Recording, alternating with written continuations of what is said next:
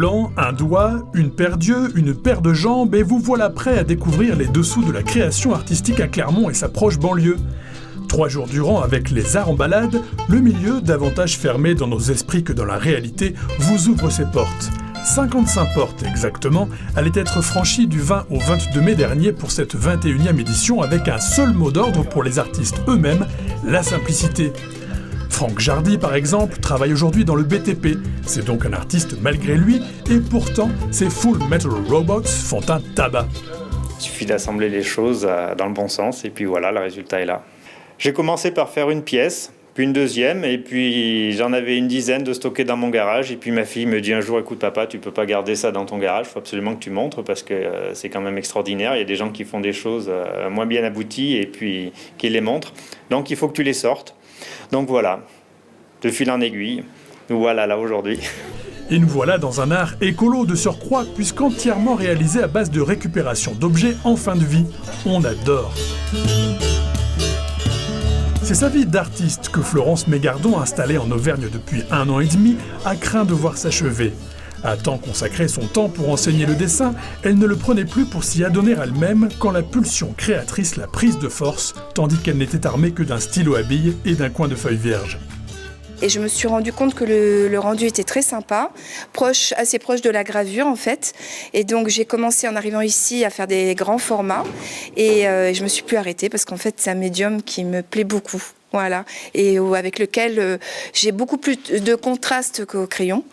Et ce qui est sympa, c'est que je cache rien.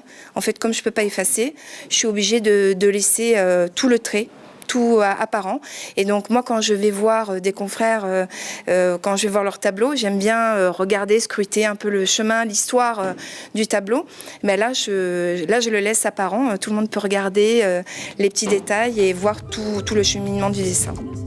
Le résultat est d'une finesse remarquable et remarquée dans ce hall de la Petite Rue qui accueille toute l'année des artistes de tous bords. Dans l'atelier du 6 avenue Vercingétorix, la technique est plus complexe, mais le contact n'en est pas moins simple. Angèle Sperius grave, encre, tamponne, décline son art sur des t-shirts, en fait la promo sur internet et c'est là, grâce aux arts en balade, qu'elle va quitter la douceur de la campagne et sa vitrine numérique pour exposer et s'exposer aussi. C'est important, je dirais, de montrer en vrai, quoi, parce que l'image virtuelle, ça vaut pas le vrai contact, quoi. Sinon il y aurait plus de musée non plus. Enfin, voilà, ça. Et je pense que c'est encore préservé, ça marche encore. Les gens en ont besoin de ce face-à-face, de ce contact. Avec les artistes peut-être aussi, enfin, c'est quelque chose de... Voilà. Mais avec les œuvres, oui.